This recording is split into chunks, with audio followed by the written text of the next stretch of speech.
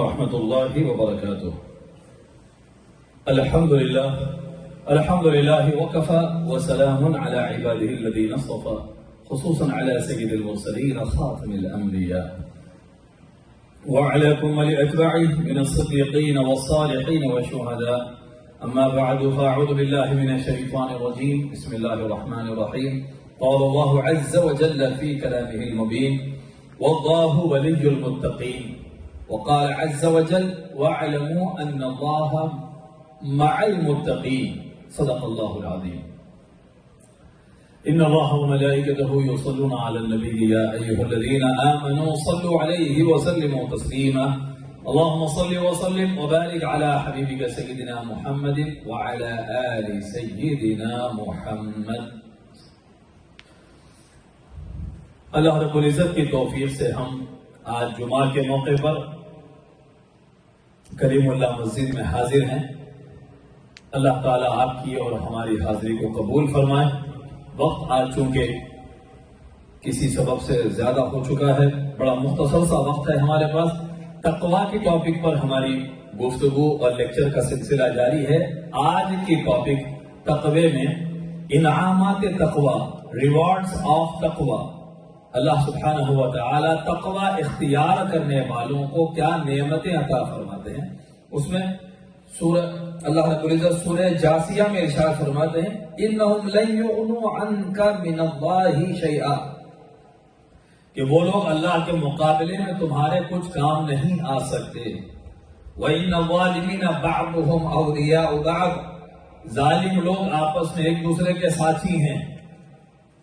وَاللَّهُ وَلِيُّ الْمُتَّقِينَ، اور اللہ متقیوں کا دوست ہے، اللہ ان کا ساتھی ہے، اللہ متقین کا مددگار ہے.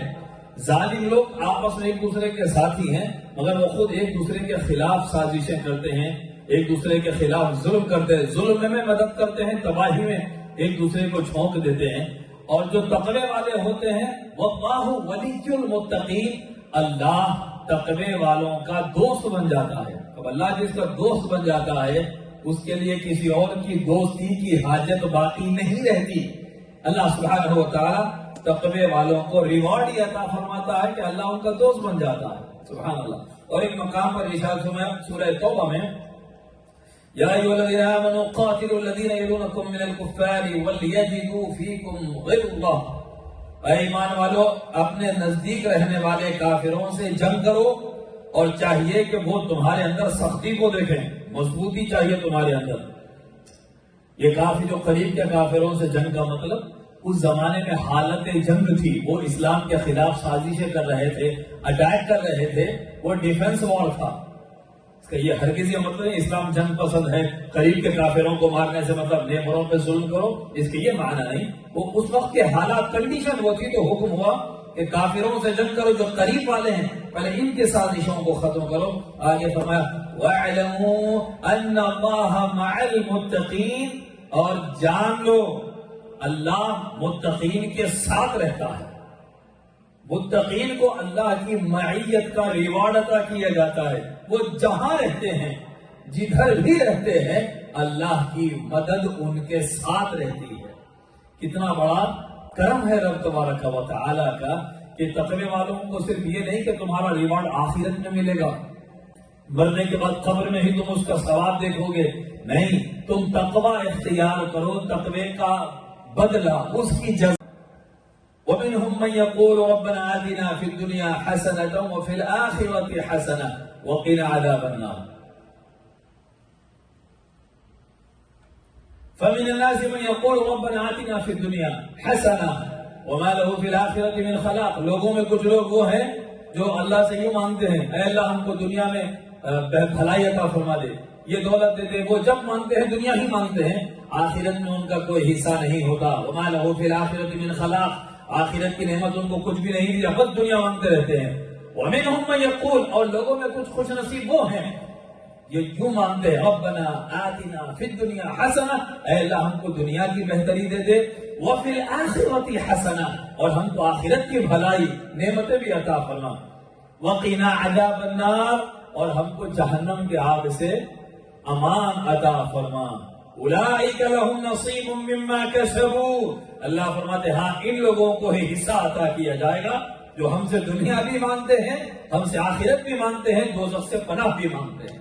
تو ہم کو مانگنے کا سلیقہ سکھایا نبی کریم صلی اللہ علیہ وآلہ وسلم نے، اللہ سے ہدایت مانگو، اللہ سے تقوی مانگو۔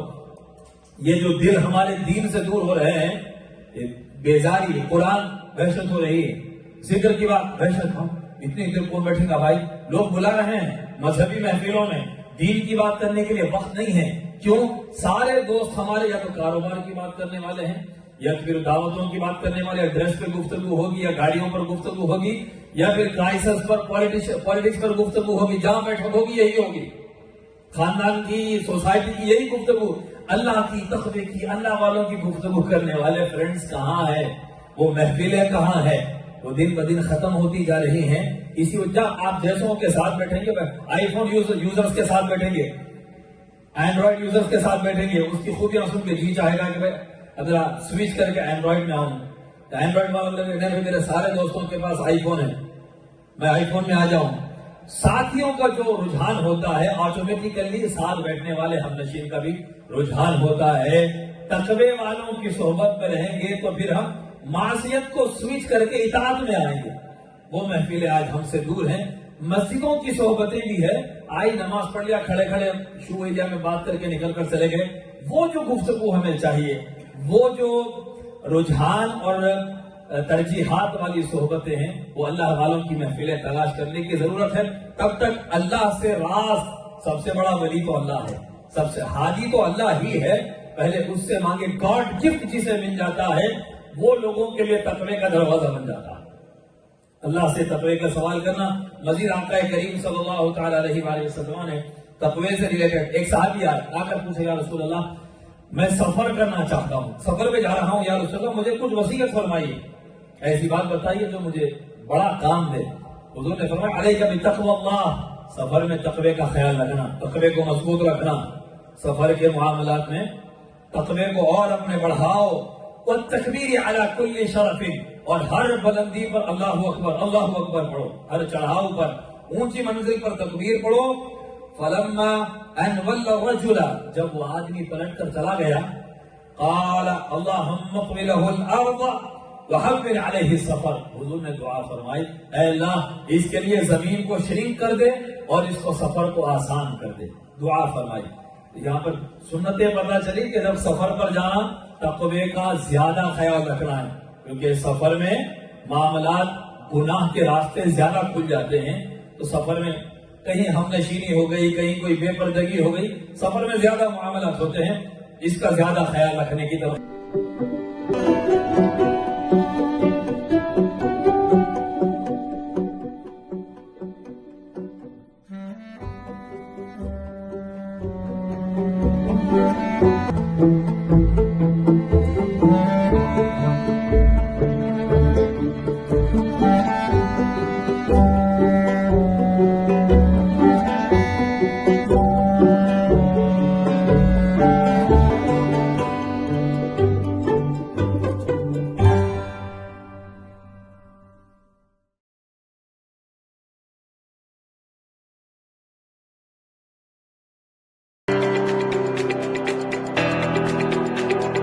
Help Sehan Vital Fusion, a 501c3, promoting sports, entertainment, health, arts and nutrition in the underserved youth of Pakistan. www.sehanvitalfusion.org. Donate via Zelle. پر اللہ اکبر پڑھنا، اللہ کو یاد کرنا، اللہ کا ذکر کرتے رہنا۔